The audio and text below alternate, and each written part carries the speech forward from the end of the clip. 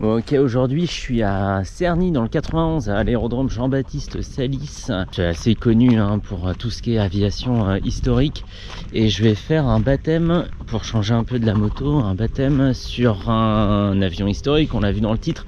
C'est le North American AT6D, aussi appelé North American T6.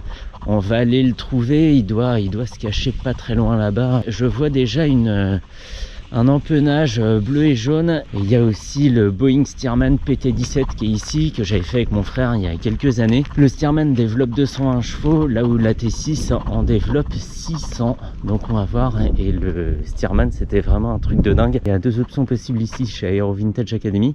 Il y a la promenade et la voltige. Et là, ça sera de la voltige, tant qu'à faire. Le T6 est là-bas. Là, on a un PT-17 donc. Et ici, il y a le Traveller 400, on a la possibilité d'être deux devant.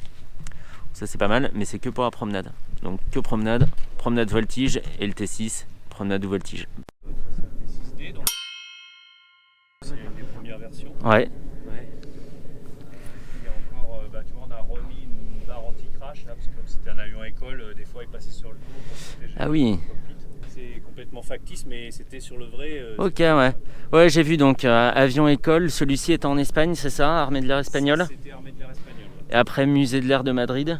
Alors, ce que j'ai vu, c'est qu'il est arrivé ici en 2000. Il était exposé et après une grosse visite, il a été remis en état de vol en 2012. Ouais, avec voilà. Tu vois, l'immatriculation, il est en hôtel Lima quelque chose. Donc Eco Alpha, ouais. Standard catégorie. Ok. Donc c'est le plus haut niveau de certification. C'est pas avion de collection, sinon ça serait Alpha Zulu et j'aurais pas le droit de t'amener. D'accord. Et là, toi, t'es juste pilote. Moi, je suis pilote pro. Ouais. Ok, il est pas à toi. Et, d'accord. Aero Vintage. Ok. Donc 1939 jusqu'à 1954, la T6, la production, un peu plus de 18 000 appareils. Donc moteur en étoile 9 cylindres, c'est ça. 600 chevaux, 600 chevaux, 370 en pointe, un truc comme ça. Et 1880 kg à peu près de poids, j'ai vu en masse. Ouais. À piloter, c'est un petit peu lourd, c'est pas ouais. Au contraire. D'accord. Ça demande vraiment à décomposer, à réfléchir un peu à ce qu'on fait, surtout en voltige. Ok. Il y a un petit temps de latence, faut l'emmener un peu fort. Il y a des effets sur les gouvernes, du fait de la lourdeur aux ailerons, qui fait qu'il faut y faire attention. En fait, sur ces avions, on simulait une charge à l'air au mètre carré un peu élevée, parce que ça préparait les pilotes ensuite à voler sur des avions. Autant voir le plus pour. Donc si tu veux, ça préparait à passer sur P47 ou P51 qui sont des avions très chargés au mètre carré, c'est des chasseurs. Ok. Oui, histoire de ne pas avoir de surprise le jour J, quoi. Exactement. Très bien, très bien. On est à la frontière entre le métallique. Exactement, c'est la question que je me suis posée. Ouais, c'est une charnière, quoi. Contrairement au Stearman qui lui est entièrement entoilé, quoi. Exactement. Par contre, il y a un train rentrant. Ça c'est pas mal. Il y a de l'hydraulique, ouais. Ce qu'il n'y a pas sur le Stearman. C'est dingue, hein, ça fait un paquet de rivets quand même tout ça. Non mais c'est vrai. Hein. Punaise. Voilà, écoute, quand on fait le tour, tu vois, on regarde qu'il n'y a pas d'avis. Ouais, des fuites, des traces d'huile, des choses un peu spécifiques au T6 comme les crochets d'accrochage du train. Ok. Tu vois que la version là, elle a une trappe de train, ils ne l'ont pas tous. Ouais, exactement. Ouais, esthétiquement, c'est quand même beaucoup plus joli. Ah, c'est chouette, ouais. Surtout si on est amené à voir le ventre de l'appareil. Ouais, c'est ça. C'est beaucoup mieux. Voilà, puis avant chaque vol, tu fais le tour. Normal. Et tu vas venir t'asseoir. Comme ça, et on est Ok. Ouais, j'arrive. Donc voilà ton petit domaine. Wow. Évidemment, les pieds plutôt ici. Oui. En voltige, surtout pas ici. Ouais, pour pas gêner le palonnier, ouais. Exactement. Normal. Sinon, il y a la manette des gaz, mais tu vois, c'est rare qu'on interfère avec les genoux. Ouais. Et les commandes de vol, c'est pareil, c'est rare qu'on interfère. Ok, mais je te laisserai de la place. A priori, t'es pas plus grand que moi. Je pense que le siège est bien réglé pour toi. Ça devrait aller. La fermeture et l'ouverture de la verrière. Ouais. Alors, tu vois, il y a cette grosse poignée rouge qui est là. Et tu la bascules vers le bas, tu tires vers l'arrière. Ok. Tu vois, derrière, c'est ferme. Et là, elle est verrouillée. Parfait. Ouais. Pour l'ouvrir, tu tires. Et t'emmènes vers l'avant. Et je pousse vers l'avant. Ok. Ici, Il y a une petite manette rouge là, tu vois, comme ça. Ouais. Ça éjecterait la verrière en vol en cas d'urgence. Ok. C'est ce que je te disais par rapport au Stearman. La seule différence, c'est qu'il faut se mettre en décapotable avant de sortir. Ok. Et donc pour ça, soit tu utilises la poignée normale, soit tu utilises les poignées secours. Et ça dépend du temps qu'on a, quoi. Exactement. Évidemment.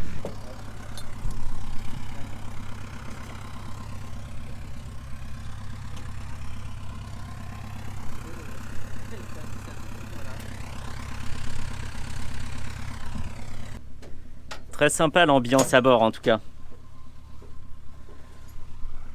C'est vintage. Ouais, mais c'est tout à fait dans son jus, c'est parfait. Je vais intervenir un peu en voix off puisque je voulais pas déranger Arnaud pendant les vérifications. Là, ce qu'il fait, c'est qu'il vérifie que les commandes sont libres et puis il déroule la checklist pour voir si la pression d'essence est bonne, si tous les instruments sont correctement réglés et si globalement tout fonctionne comme ça devrait. Je t'entends.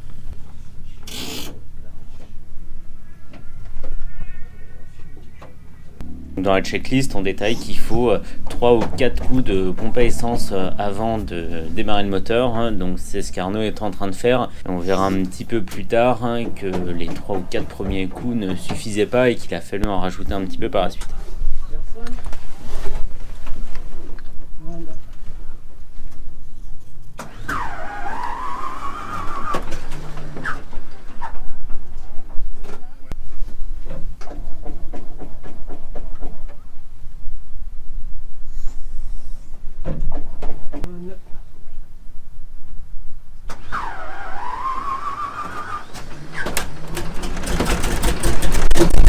Et quand le moteur démarre, c'est pas super violent, ça se coupe pas toute la carlingue. Le moteur, avec cette architecture, doit être assez bien équilibré.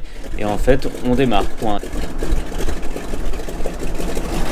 Mais c'est ma tête ça! Mais attends, mais je me suis filmé. Oui, en fait, on peut enlever le masque dans l'avion puisqu'on a plus d'1 mètre de distance du pilote.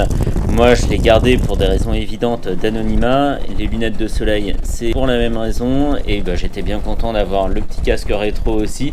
Comme ça, on voit pas du tout ma tête et je suis bien tranquille.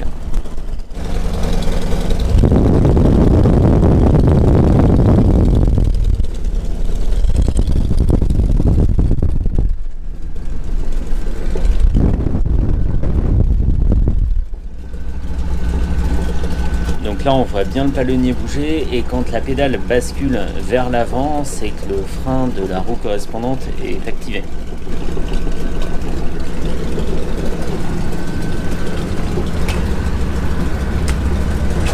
C'est fait.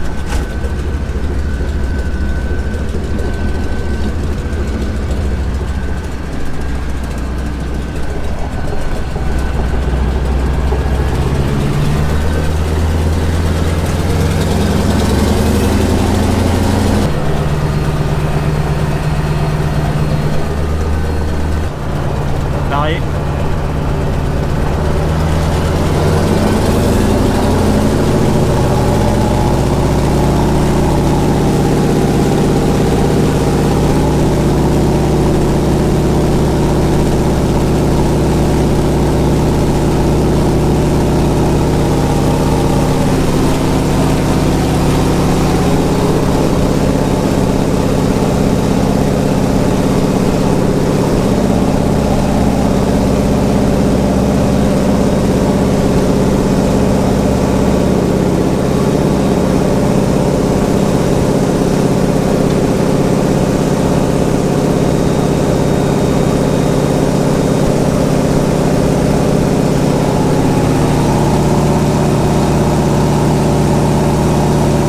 Dans la phase de promenade, on vole pas très haut. Ça permet de bien apprécier le joli paysage. On a de la chance de survoler la campagne française.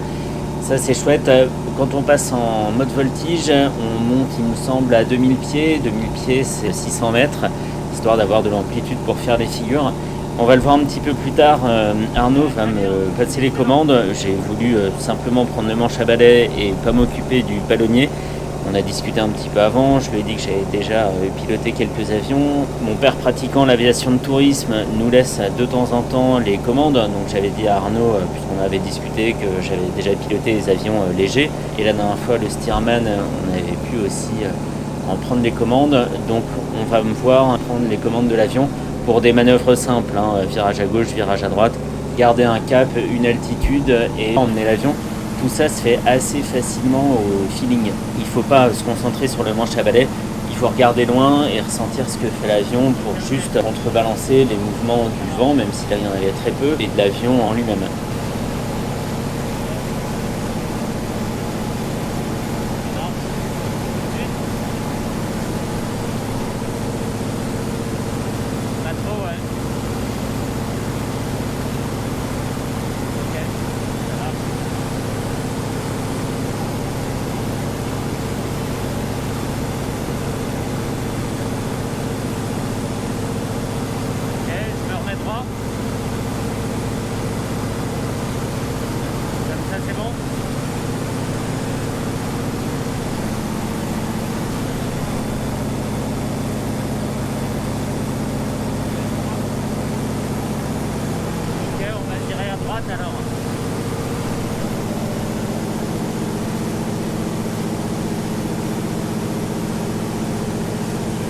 Ici, idéalement, il aurait fallu que je corrige un peu avec le palonnier pour pas perdre trop d'altitude.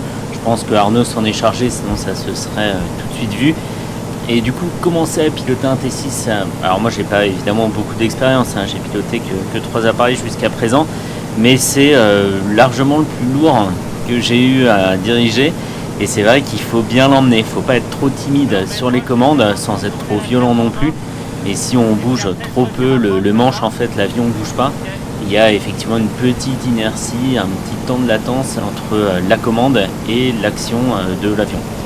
Mais sinon, génial, c'est un rêve et il a fallu vraiment que je me retienne très très fort pour pas faire le bruit des mitrailleuses pendant tout le vol parce que c'est exactement ça, c'est ambiance Seconde Guerre mondiale tout du long.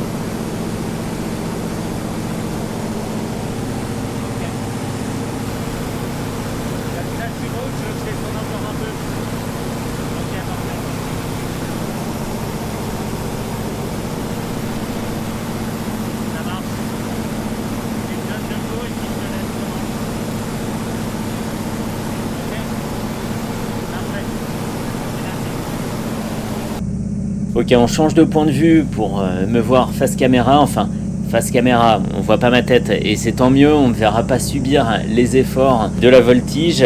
Ce qui est conseillé, c'est de se contracter sous l'effort et de respirer par petits coups. Là on le verra pas, mais ça a été assez intense, il faut s'imaginer être pendant 3 minutes 30 en gainage permanent. C'est pas que le looping qui contraint à être contracté, c'est tout. Ça peut même être un virage à gauche un peu appuyé ou quand on est sur l'aile, etc. C'est physique, très très physique. Il y a un moment où j'ai eu très très chaud, j'étais bien content d'être caché derrière mon masque et mes lunettes.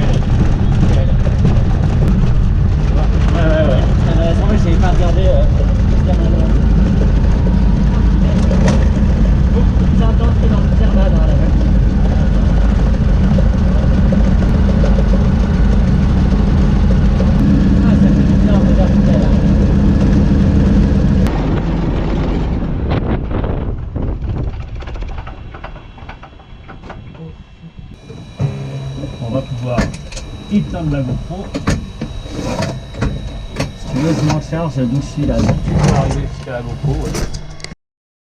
Bon, me voilà rentré. Comme j'ai oublié de faire une conclusion, je fais une conclusion du pauvre dans la voiture. Mais au moins, le fait d'avoir attendu pour la faire, ça me permet de garantir que je n'ai pas vomi ni pendant ni après. C'était très juste, hein. Ça barbouille quand même pas mal et j'avais pas mangé ce midi exprès. Ça, c'est une précaution à prendre. Le prix, j'en ai pas parlé parce que ça va me permettre de développer le reste aussi. Les 20 minutes de vol, donc promenade ou promenade et voltige, en l'occurrence, ça coûte 450 €. 30 minutes, c'est un peu plus cher. 40 minutes, c'est le double. Voilà. Jusqu'à 40 minutes de vol et de voltige. Ça peut paraître cher, mais il faut aussi mettre en rapport tout ce qui nécessite le vol d'un avion pareil. Il y a de l'entretien, il y a le pilote qu'il faut rémunérer, il y a l'entreposage de l'avion, plein de choses comme ça. Et finalement, 450 € pour faire quelque chose qui sort de l'ordinaire et qui ne sera peut-être plus proposé dans un an pour, je sais pas, normes de sécurité ou vétusté de l'avion. Mais bon, en même temps, il date de 1949, donc il vieillira pas plus. Et bah finalement, ça vaut le coup parce que c'est une expérience unique. C'est pas voler dans un Cessna ou dans un DR400 ou ce genre d'appareil de tourisme. C'est voir vraiment le plein potentiel d'un avion qui développe quand même 600 chevaux avec une mécanique particulière, une ambiance à bord particulière aussi. Ça fait tâche de dire ça, mais ça respire quand même l'histoire, quoi. C'est vraiment une époque. Tout est à commande mécanique, ça fait du bruit, ça vibre, c'est excellent. Et en termes de sensations, alors l'avion en soi, c'est évidemment quelque chose à part, hein, parce que ça vit, ça se déplace dans les 3 dimensions, ça fait beaucoup de bruit, on est vraiment au cœur de la machine et ça c'est irremplaçable, on ne le retrouve pas en voiture, on ne le retrouve pas en moto. Donc comme ça, une fois de temps en temps, ça permet vraiment de faire quelque chose de différent. On passe 20 minutes en vol, mais on passe 10 minutes au sol à préparer, on est déjà un peu dans l'ambiance comme ça. Et tout ça divisé par 450 €, finalement, c'est pas énorme. Un grand merci à Aero Vintage Academy pour m'avoir permis de filmer un peu comme je voulais dans l'avion, et ça c'est super sympa. Je suis reparti avec ma carte SD parce que j'avais pris le forfait vidéo qui coûte 50 € de plus, mais encore une fois,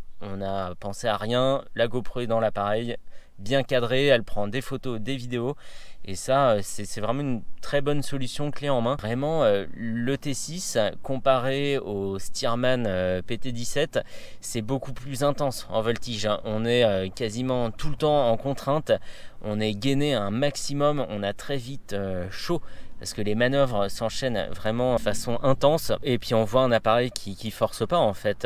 On n'a pas à plonger pour remonter, pour déclencher un looping. En fait, on tire le manche et ça grimpe jusqu'à faire la boucle et à revenir, et c'est incroyable.